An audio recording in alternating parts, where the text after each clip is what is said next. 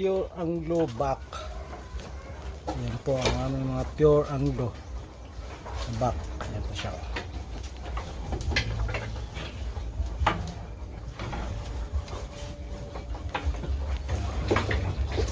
Binibreed po yan sila.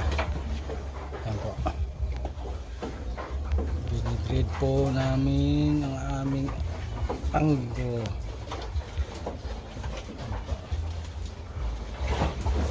Pure Anglo na back. Pure sa anin na back. Breeding na po sila. Binibreed na po sila. Haba ng sungay. Pure sa anin po yan. Ito naman po ang Anglo sa anin na back. Ang laki. Yan po kung gusto niyo po ng breeding ng ano, ng Anglo sa anin. Yan ang laki. Ang laki po niya pag nabuo siya. Ano. Yan. Yan ang Anglo sa anin na back. Ang laki niya. Dito rin po binibreed yan sa Salibog Brown. Cross na. Yan. Anglo na siya.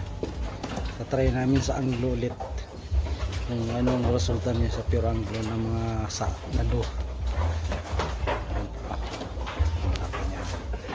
Bata pa po yan, 2 years old pa lang yata yan.